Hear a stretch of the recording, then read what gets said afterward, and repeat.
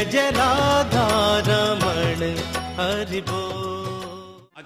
भ्रष्यते श्रियः, बहुत जल्दी तुम श्रीहीन हो जाओगे, बर्बाद हो जाएगा। शाप दे के गुरुजी तिल मिला के चले गए। वामन भगवान धीरे से बोले, भैया गुरु चेला झगड़ा मत करो, देना हो तो दो, नहीं अपने राम चलते, हमको कुछ नहीं चाहिए। तुमने जबरदस्ती करी तो मांग लिया मैंने। बलि ने कहा, नहीं नहीं महाराज, वो हम तो गुरु चेला में सब चलता रहता है, आप तो अपना संकल्प करो।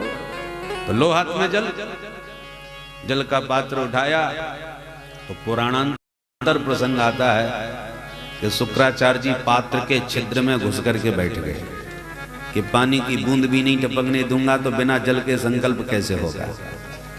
छिद्र अवरुद्ध करके बैठ गए शुक्राचार्य जी। ताकने लगे, अब देखता हूं कैसे संकल्प करवाएंगे।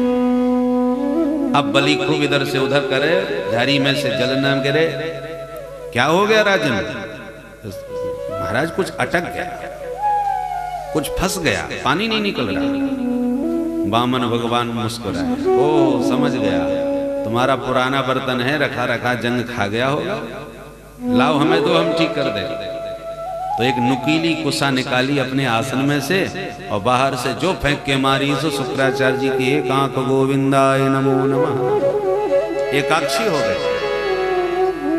शुक्राचार्य जी निकल के भागे, हे भगवान कोई दे रहा है कोई ले रहा है, अपने राम की आंख फालतू में ही बर्बाद है, कछु लेना न देना। जल हाथ में आया, वामन भगवान ने विस्तार से संकल्प पढ़ा और जैसे ही जल छोड़ा कि बटुक जी का तत्काल विराट रूप प्रकट हो गया। बोल विराट भगवान की जय। सहस्र शीर्षा पूर्वः सहस्राक्ष सहस्त्रपाद। भगवान ने अपना इतना विशाल विराट रूप प्रकट कर दिया कि बलि के तो होश उड़ गए, नीचे से ऊपर तक ताकता रह गया। देखो राजन, बलि हमारा नापना दिखाओ महाराज। एक चरण नीचे की तरफ बढ़ा तो अतल वितल वितल सुतल तलातल महातल रसातल और पाताल में तब पहुंचा जाए, सातों लोक नाप डाले। दूसरा चरण ऊपर उठाया तो भू भुव स्व मह जन तप और सत्य ब्रह्मांड कटाह को ही फोड़ दिया अपने पदांगुष्ठ से। मात्र 2 चरणों में संपूर्ण ब्रह्मांड नाप डाला, सारा अंतरिक्ष अपनी भुजाओं से नापा। और बोले, बलि अभी सिर्फ 2 चरण हुए हैं, बोल अब तीसरा चरण कहां रखूं? बलि के तो होश उड़ गए, अब जगह ही नहीं मची पूरे ब्रह्मांड में, क्या बताएं।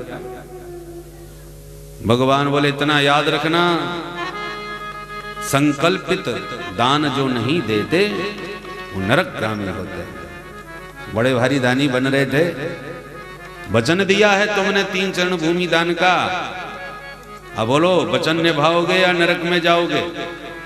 डांटने लगे। उसी समय जामवंत जी आए, जवानी में थे उस समय, बुढ़े नहीं थे।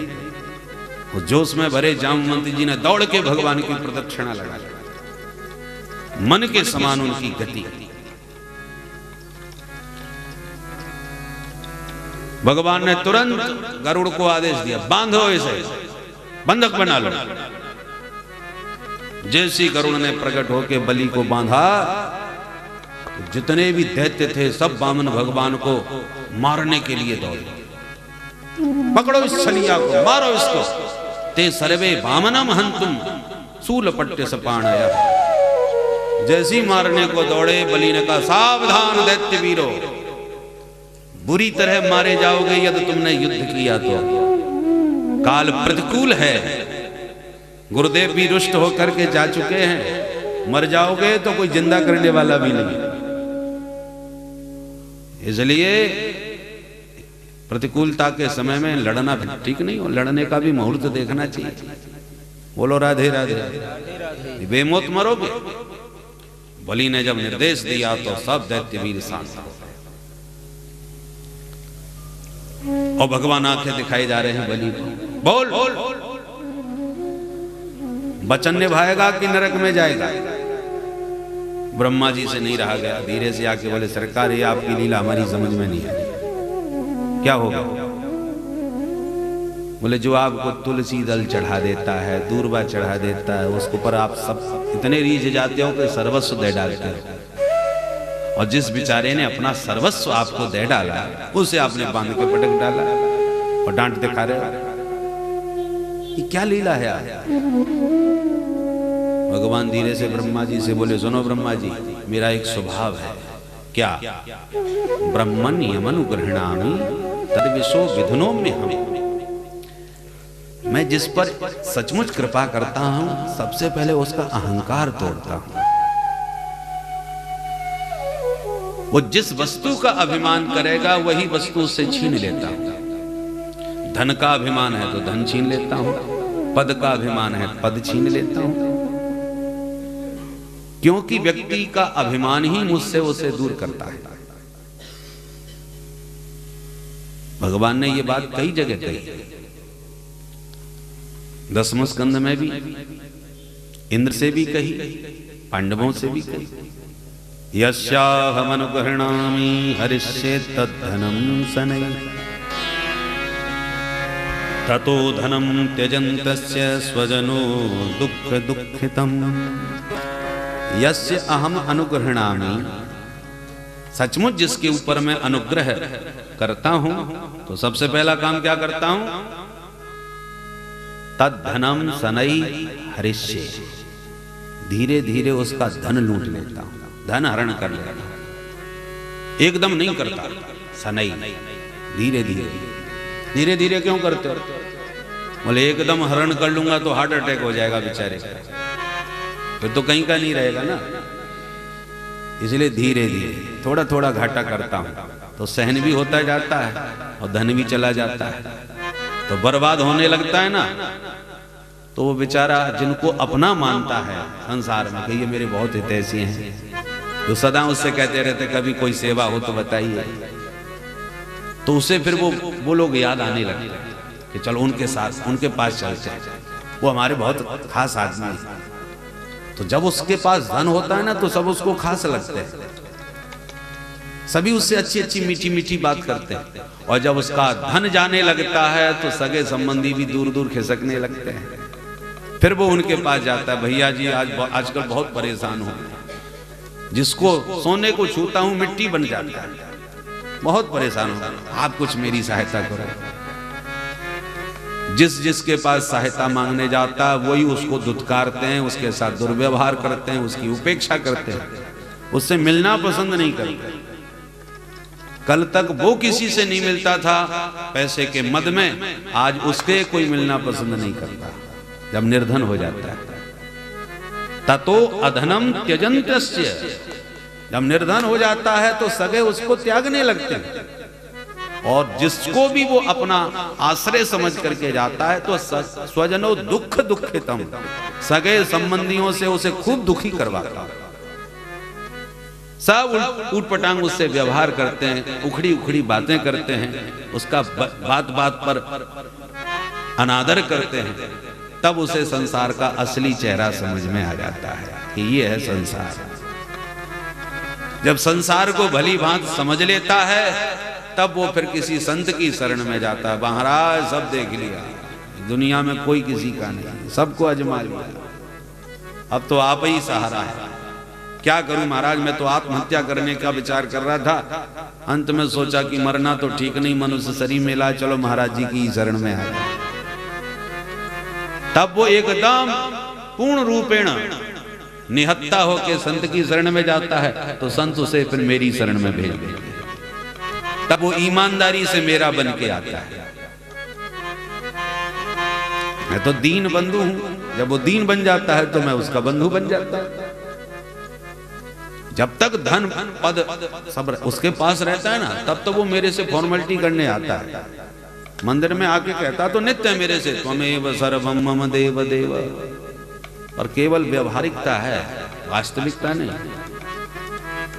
वास्तविकता तो यह है कि वो अपने वाणी से तो कहता है त्वमेव सर्वम मम देव देव, और मन में तो यही मानता है कि इतने करोड़ तो मेरे विश्व वो स्विच बैंक में डाल रखे हैं मैंने, और फिर यहाँ के तिजोरी में इतने भरे हैं, और इतने की जमीन है, और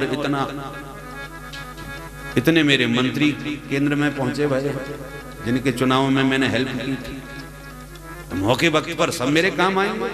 मेरा व्यवहार ऐसा है पूरे समाज में कि मेरा कोई क्या बिगाड़ सकता है। तो अहंकार में तना हुआ घूमता है, तो उसका अहंकार तोड़ने के लिए ये सब मुझे करना पड़ता है। बीमारी जैसी होती है ना, वैसा ही इलाज होता है। अहंकार का फोड़ा ज्यादा बड़ा हो तो ऑपरेशन भी बड़ा होता है, छोटी मोटी फुंसी हो तो एक गोली में ही सूख जाती है। तो अहंकार थोड़ा होगा तो भगवान का इलाज भी बड़े आराम से हो जाता है, और जिनका अहंकार बहुत तगड़ा होता है तो उनका भगवान इलाज भी फिर तगड़ा करता है उसी अनुपात में। और इतना याद रखिए, डॉक्टर ऑपरेशन करता है, दर्द भी बहुत होता है, वो यमराज के समान दिखता है, और उसके द्वारा दिए हुए दर्द में ही हमारा हित होता है। वैद्य पर विश्वास करना पड़ता है, डॉक्टरों पर विश्वास करना पड़ता है कि ऑपरेशन हो रहा है, दर्द तो होगा पर ठीक हो जाएगी। ऐसी भगवान कैसी भी परिस्थिति हमारे जीवन में लाएं, कैसा भी भयंकर संकट हमारे जीवन में आए, तो जान लेना चाहिए कोई तगड़ा ऑपरेशन हमारे साथ ठाकुर जी कर रहे हैं।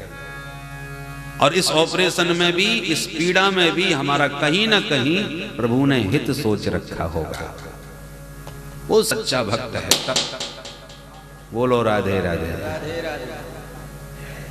ये तगड़ा ऑपरेशन, परंतु उसमें भगवान की कृपा की अनुभूति करे, वही सच्चा भक्त है। तो भगवान कहते हैं ब्रह्मा जी आप परेशान मत हो, मैं इस बलि का ऑपरेशन कर रहा हूं, क्योंकि जन्मैश्वर्य श्रुतश्री भी रेधमान मदपमान। कुछ वस्तुएं ऐसी हैं जिनको पाकर के प्राय व्यक्ति अभिमानी हो ही जाता है। हम फलाने खानदान में पैदा हुए जी, हमारा जन्म बहुत ऊंचे खानदान का है। कोई कहता है महाराज मैंने जितना काम किया आज तक कोई नहीं कर सकता, ये मैंने बनवाया, खड़े खड़े इतना काम मैंने किया, ये सब मेरा, जो भी आप देख रहे हो सब मेरा चमत्कार है। कर्म का अभिमान, उम्र का भी अभिमान होता है, जवानी का, जवानी के जोश में भी व्यक्ति बहुत अहंकार में भरा रहता है उम्र के अनुसार। किसी को अपनी सुंदरता का बड़ा अभिमान होता है, अपनी सुंदरता के मद में वो कईयों का अपमान करता रहता है। किसी को अपनी विद्या का बड़ा अभिमान होता है, वेद व्याकरण गीता सब कंठस्थ है, न किसी ने थोड़ा कुछ गड़बड़ बोल दिया सोई उस पर चढ़ बैठे, क्या बकता है, पढ़ते लिखते कुछ है नहीं, बस फुल्का फाड़ कंपनी में भर्ती हो गए, बरस पड़े तुरंत विद्या के अहंकार में भरे फिर रहे, बात बात पर लोगों का अपमान करना। तो कुछ ऐश्वर्य पद प्रतिष्ठा मिल जाए तो फिर तो भगवान ही मालिक है। सबसे ज्यादा गर्मी तो इसी में होती है, पैसे में। परंतु इतनी वस्तुओं के होते हुए भी यदि उस व्यक्ति में कोई अहंकार तुम्हें दिखाई नहीं पड़ रहा तो तत्रायम मदनुग्रह, तो समझ लेना चाहिए उस व्यक्ति पर मेरी विशेष कृपा है। जिस पर मेरी कृपा होती है, भगवान ब्रह्मा जी से कहते हैं, वही इन सब वस्तुओं को पाते हुए भी अभिमान शून्य रह सकता है, नहीं तो ये वस्तुएं व्यक्ति को अहंकारी बना ही देते हैं। ब्रह्मा जी को भगवान ने समझाया। अब बलि को आंख दिखा के जब बार बार कह रहे थे बोलो वचन निभाओगे या नरक में जाओगे, बलि ने कहा महाराज अब बहुत सुन ली आपकी, अब मेरी भी सुन लो थोड़ी, क्या कहना चाहते हो? बोले महाराज ये बताओ धन बड़ा होता है कि धनवान? भगवान बोले धन का मालिक धनवान है तो बड़ा तो धनवान ही हुआ।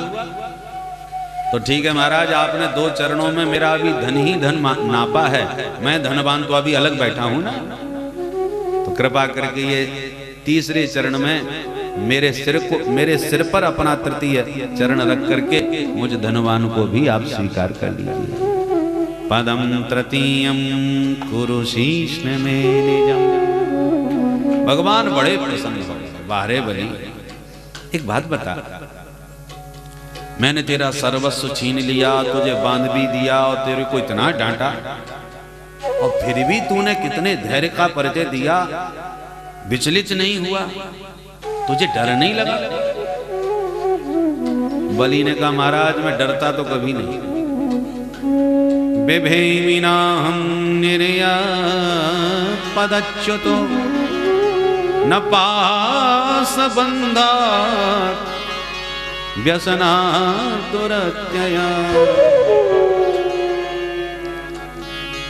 आपने पदच्युत कर दिया, न बिभेमि, इसका मुझे कोई डर नहीं। पाशबंधात, बांध के पटक दिया, कोई डर नहीं। तो फिर किस बात से डरते हो? असाधु बाधात, कल कोई ये न कहे कि हिरण्यकश्यपु, प्रहलाद, विरोचन के वंश में ऐसा नालायक पैदा हुआ ये कि एक ब्राह्मण को 3 चरण भूमि का संकल्प करने के बाद भी नहीं दे पाया। तो मेरे वंश में, मेरे वंश की कीर्ति पताका में मेरे व्यवहार से कोई काला कलंक न लग जाए। उस असाधुवाद से, उस अपकीर्ति से मुझे बड़ा भय लगता है। इस बात पर तो प्रहलाद जी भी गदगद हो गए। प्रहलाद जी ने प्रकट होकर कहा प्रभु धन्य है आप, ये मेरा पौत्र है। मुझे तो आपने सिर्फ गोदी में बैठा करके अपना दिव्य वात्सल्य दिया, पर यह कितना बड़ भाग्य है जिसने आपके पादार बिंद को अपने माथे पर धर लिया। प्रहलाद जी ने भी भगवान की बड़ी प्यारी स्तुति करी। इतने में बलि की पत्नी विंध्यावली भी आई, उसने भी भगवान की स्तुति करी और कहा प्रभु ये बताओ ये संसार किसने बनाया? भगवान बोले हमने बनाया। काय के लिए बनाया? भगवान बोले खेलने के लिए बनाया। तो इसका मतलब ये पूरा संसार आपका स्टेडियम है, खेल का मैदान है जिसमें आप हम सबसे खेलते हो। भगवान बोले हाँ। ले प्रभु आपने संसार अपने खेलने के लिए बनाया और हमारे स्वामी जी ने इस पर अपना कब्जा जमाया। ये तो मेरा हूं, मैं 3 लोक का स्वामी।